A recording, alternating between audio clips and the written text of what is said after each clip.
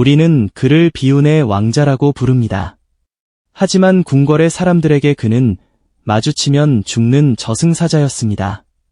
조선 제21대 왕 영조의 아들, 사도세자. 우리는 그가 뒤주에 갇혀 비참하게 죽었다는 사실만 기억합니다. 아버지의 학대로 정신이 무너진 불쌍한 왕자로 기억합니다. 하지만 역사 기록 속 사도세자는 그보다 훨씬 복잡하고 훨씬 끔찍한 존재였습니다. 그는 연쇄 살인자였습니다.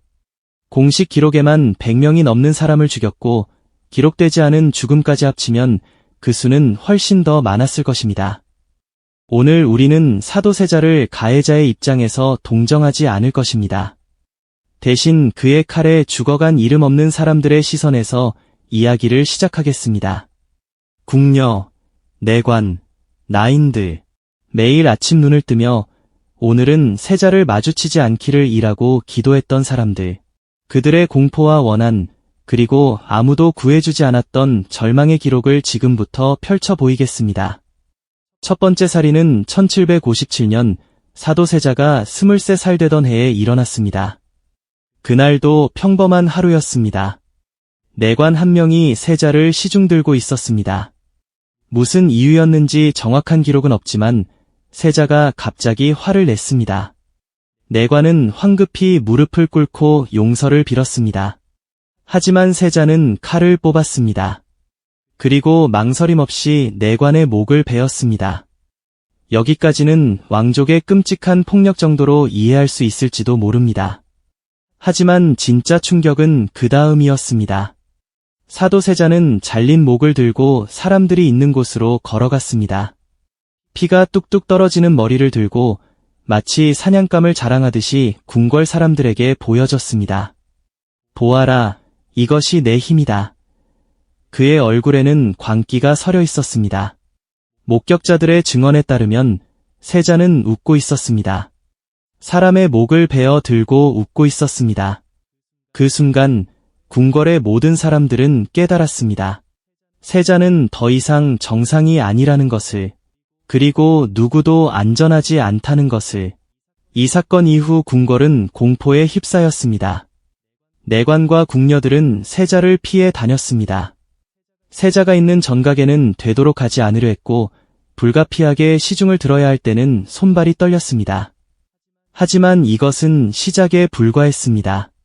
첫 번째 살인 이후 세자의 광기는 멈추지 않았습니다. 오히려 가속화되었습니다. 사도세자에게는 의대증이라는 병이 있었습니다. 옷을 입는 것에 대한 극심한 공포와 강박입니다. 옷이 조금만 불편하게 느껴지면 참을 수 없는 분노가 치솟았습니다. 문제는 조선시대 왕족의 옷은 매우 복잡했다는 것입니다. 여러 겹의 옷을 겹쳐 입어야 했고 허리띠와 장신구를 정확하게 매야 했습니다. 이 모든 것을 궁녀들이 시중들어 입혀줬습니다. 상궁과 나인들이 세자의 옷을 입히는 시간은 지옥이었습니다. 조금이라도 옷깃이 틀어지면, 조금이라도 띠가 불편하면 세자는 폭발했습니다. 처음에는 고함을 질렀습니다. 그 다음에는 옷을 찢어버렸습니다. 그리고 마지막에는 궁녀를 때렸습니다. 몽둥이로, 주먹으로, 발로. 한중록에 기록된 바에 따르면 세자의 옷을 시중들던 궁녀들 중 상당수가 맞아 죽었습니다. 어떤 날은 아침에 옷을 입히다가 한 명이 죽고 점심에 옷을 갈아입히다가 또 한 명이 죽었습니다. 궁녀들은 제비뽑기로 당번을 정했습니다. 누구도 세자의 옷을 입히는 일을 하고 싶어 하지 않았기 때문입니다. 당번이 걸린 궁녀는 아침부터 울었습니다. 오늘 내가 죽을지도 모른다. 동료들은 그녀를 위로했지만 모두 알고 있었습니다. 정말로 죽을 수도 있다는 것을. 실제로 많은 궁녀들이 돌아오지 못했습니다. 세자의 방에 들어갔다가 시신이 되어 나왔습니다. 더욱 끔찍한 것은 세자가 시신을 처리하는 방식이었습니다. 그는 궁궐 지하에 비밀방을 만들었습니다. 그리고 그곳에 자신이 죽인 사람들의 시신을 유기했습니다. 썩어가는 시체들이 쌓여갔지만 세자는 개의치 않았습니다. 오히려 가끔 그 방에 내려가 시신들을 바라봤다고 합니다. 무슨 생각을 했을까요?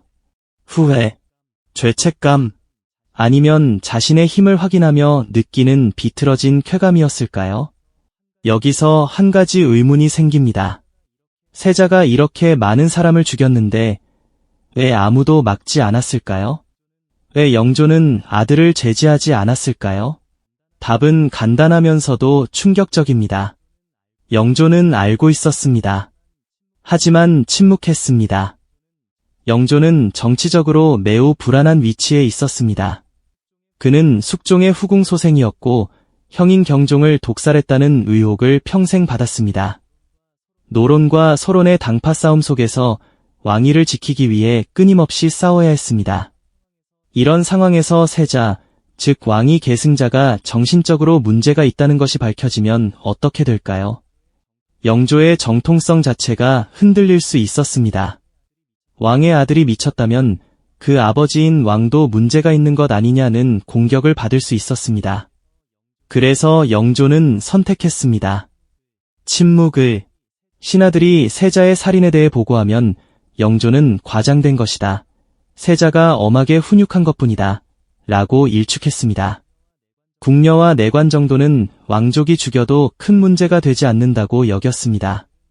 그들은 어차피 천민이었고 왕족의 소유물처럼 취급되었으니까요. 하지만 궁궐 안 사람들은 알고 있었습니다. 이것이 단순한 훈육이 아니라 살인이라는 것을, 세자가 미쳤다는 것을, 그리고 누구도 자신들을 보호해주지 않는다는 것을. 영조의 침묵은 세자에게 면죄부를 주었습니다. 아버지가 묵인하니 나는 계속 죽여도 되는구나. 세자의 살인은 더욱 대담해졌습니다. 처음에는 방 안에서 은밀하게 죽였다면 나중에는 대낮에 사람들이 보는 앞에서 죽이기도 했습니다. 그리고 시신을 치우는 것조차 귀찮아하며 그대로 방치했습니다. 궁궐은 공포의 성이 되었습니다. 기록에 남은 세자의 피해자들을 살펴보겠습니다. 대부분은 이름조차 남지 않았습니다.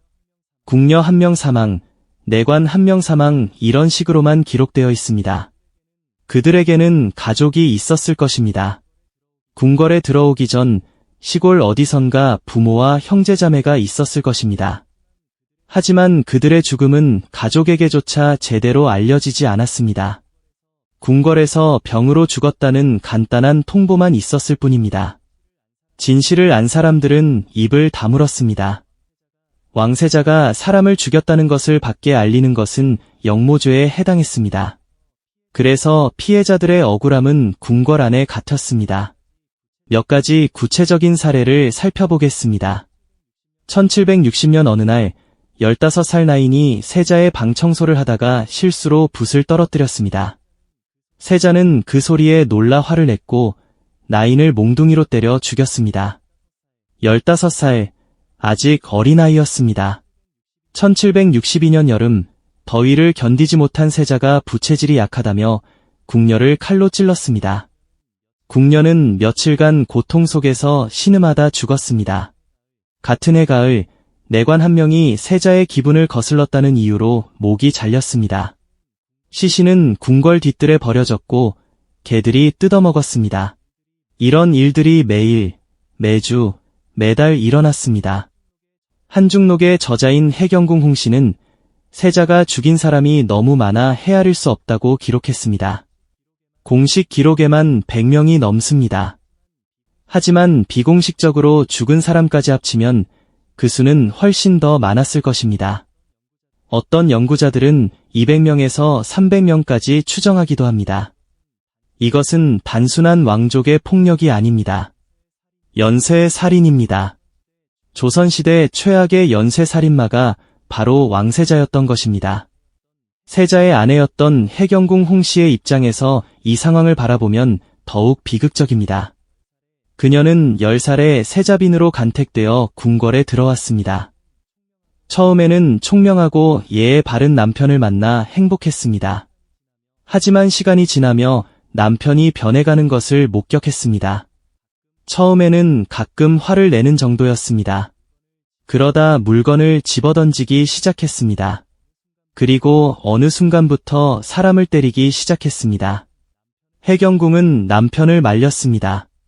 마마, 제발 진정하십시오. 하지만 세자는 아내의 말도 듣지 않았습니다. 오히려 아내에게도 폭력을 휘둘렀습니다. 해경궁도 남편에게 맞았습니다. 임신 중에도 맞았습니다. 그녀는 공포 속에서 살았습니다.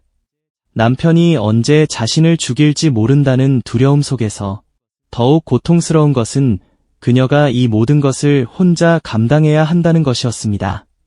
친정아버지 홍봉안에게 하소연할 수도 없었습니다.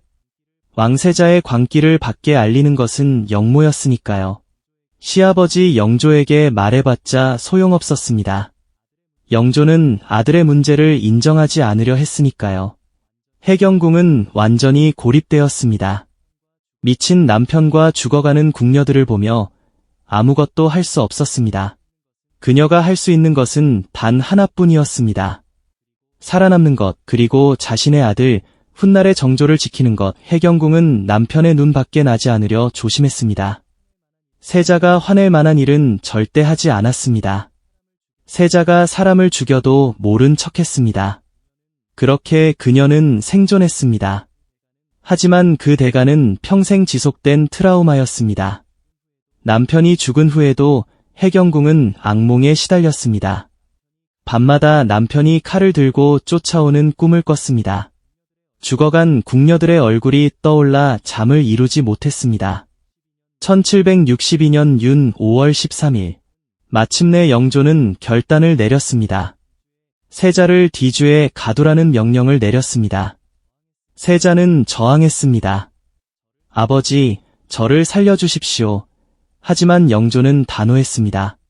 내가 지은 죄를 생각하라. 세자는 뒤주 안에 갇혔습니다. 좁은 나무 상자 안에서 그는 8일 동안 버텼습니다. 물도 음식도 주어지지 않았습니다. 한여름 더위 속에서 세자는 서서히 죽어갔습니다. 뒤주 밖에서는 많은 사람들이 지켜봤습니다.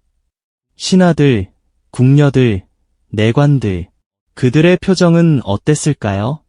혹시 일부는 안도하지 않았을까요? 드디어 저 살인마가 죽는구나. 혹시 일부는 복수의 쾌감을 느끼지 않았을까요? 내가 죽인 우리 동료들의 원한을 갚는 날이다. 물론 슬퍼하는 사람들도 있었을 것입니다. 세자를 진심으로 아꼈던 소수의 측근들, 그리고 해경궁. 8일째 되는 날, 뒤주 안이 조용해졌습니다. 세자는 죽었습니다. 향년 28세. 그의 짧은 생애 동안 최소 100명의 사람이 그의 손에 죽었습니다. 뒤주가 열렸을 때 세자의 시신은 참혹했습니다. 더위와 굶주림으로 말라 비틀어진 몸, 피로 얼룩진 옷. 그는 왕자로 태어났지만 살인마로 죽었습니다. 영조는 아들의 시신을 보며 무슨 생각을 했을까요? 후회했을까요? 아니면 안도했을까요? 기록은 침묵합니다. 다만 영조는 세자의 죄목을 공식화하지 않았습니다. 병으로 죽었다 고만 발표했습니다. 세자가 사람을 죽였다는 사실은 은폐되었습니다. 왕실의 치부를 감추기 위해서였습니다.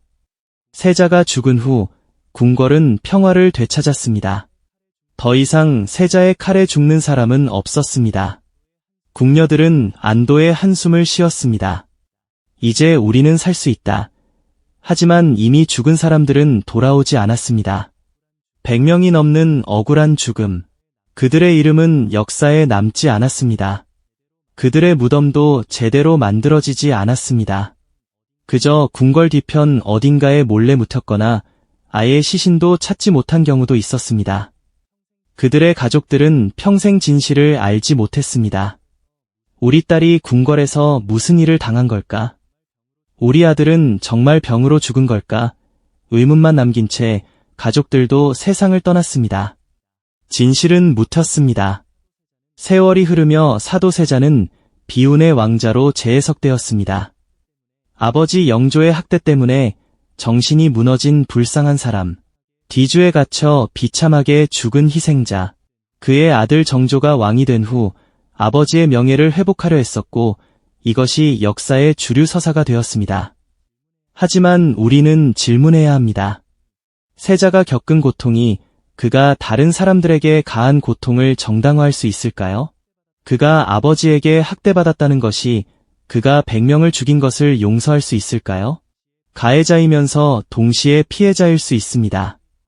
하지만 그것이 가해 행위 자체를 지워버리지는 못합니다. 세자는 분명 아버지 영조의 피해자였습니다. 하지만 동시에 100명 이상의 궁녀와 내관들에게는 가해자였습니다. 우리는 두 가지 사실을 모두 기억해야 합니다. 흥미로운 사실이 있습니다. 20세기 초 일제강점기 시절 창덕궁을 조사하던 중 지하에서 다수의 인골이 발견되었습니다. 당시 조사자들은 이것이 무엇인지 정확히 알지 못했습니다. 하지만 일부 학자들은 이것이 사도세자가 유기한 시신들일 가능성을 제기했습니다. 궁궐 지하의 비밀 공간에 버려진 뼈들. 그들은 누구였을까요? 이름은 무엇이었을까요? 몇 살에 죽었을까요? 우리는 알 수 없습니다. 다만 확실한 것은 그들이 억울하게 죽었다는 것입니다. 현대의 범죄 심리학으로 사도세자를 분석하면 어떨까요? 그는 전형적인 연쇄 살인자의 특징을 보입니다. 첫째, 살인에 대한 죄책감이 없었습니다. 오히려 살인 후 시신을 자랑스럽게 보여주기까지 했습니다. 둘째, 살인이 반복되며 대담해졌습니다. 처음에는 은밀하게 죽였지만 나중에는 공개적으로 죽였습니다. 셋째, 살인의 빈도가 증가했습니다. 시간이 지날수록 더 자주, 더 많은 사람을 죽였습니다. 넷째, 특정한 트리거가 있었습니다. 옷 입는 것, 소리에 놀라는 것 등 특정 상황에서 폭발적으로 화를 냈습니다. 만약 사도세자가 왕자가 아니라 평민이었다면 그는 틀림없이 체포되어 처형되었을 것입니다. 하지만 그는 왕자였고 그래서 오랫동안 살인을 계속할 수 있었습니다. 신분이 그에게 면죄부를 준 것입니다. 오늘날 사도세자는 많은 드라마와 영화의 주인공이 되었습니다. 대부분의 작품에서 그는 아버지의 학대로 고통받는 감성적인 인물로 그려집니다. 뒤주에 갇혀 죽는 장면은 눈물을 자아내는 명장면으로 연출됩니다. 하지만 그가 죽인 사람들의 이야기는 거의 다뤄지지 않습니다. 가끔 언급되더라도 세자가 병 때문에 어쩔 수 없이 저지른 실수 정도로 축소됩니다. 이것은 공정한 역사 서술일까요? 피해자들의 목소리는 어디로 갔을까요? 역사는 강자의 기록입니다. 왕과 왕자의 이야기는 남지만 궁녀와 내관의 이야기는 사라집니다. 우리는 의식적으로 노력해야 합니다. 기록되지 않은 사람들을 기억하려는 노력을. 사도세자의 이야기를 들을 때 동시에 그의 피해자들의 이야기도 상상해야 합니다. 15살에 죽은 나이는 어떤 꿈을 꿨을까요? 옷을 입히다마자 죽은 궁녀는 고향에 누구를 남겨두고 왔을까요? 목이 잘린 내관은 마지막 순간 무슨 생각을 했을까요? 그들의 이름은 없습니다. 하지만 그들의 고통은 실제했습니다. 그들의 죽음은 역사의 일부입니다. 우리가 기억해야 할 역사의 일부입니다. 그가 들어간 뒤주는 왕자의 무덤이었을까요? 아니면 살인마를 가둔 감옥이었을까요? 이 질문의 답은 하나가 아닙니다. 사도세자는 동시에 피해자이자 가해자였습니다. 그는 아버지에게 학대받으며 정신이 무너진 불쌍한 아들이었습니다. 동시에 최소 100명의 무고한 사람들을 잔혹하게 살해한 연쇄 살인자였습니다. 두 가지 사실은 모순되지 않습니다. 오히려 함께 존재하며 복잡한 진실을 만들어냅니다. 우리가 사도세자를 기억할 때 그의 고통만 기억해서는 안 됩니다. 동시에 그가 가한 고통도 기억해야 합니다. 역사는 흑백 논리로 설명되지 않습니다. 선과 악이 뒤섞여 있고 피해자와 가해자가 동시에 존재합니다. 사도세자의 이야기가 우리에게 주는 교훈은 무엇일까요? 첫째, 폭력은 폭력을 낳는다는 것입니다. 영조의 학대가 세자의 광기를 만들었고 세자의 광기는 또 다른 피해자들을 만들었습니다.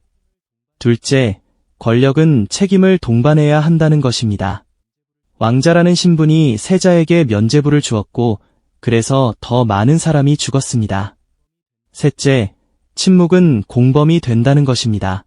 영조의 침묵, 신하들의 침묵이 세자의 살인을 가능하게 했습니다. 오늘 우리는 사도세자를 새로운 시선으로 바라봤습니다. 동정의 대상이 아니라 냉철한 분석의 대상으로, 미화하지 않고 사실 그대로. 그는 비운의 왕자였지만 동시에 잔혹한 살인자였습니다. 그리고 그가 죽인 100명의 사람들, 그들의 이름은 없지만 그들의 죽음은 역사에 새겨져야 합니다. 디주는 다퉜습니다. 하지만 진실은 계속 열려 있어야 합니다.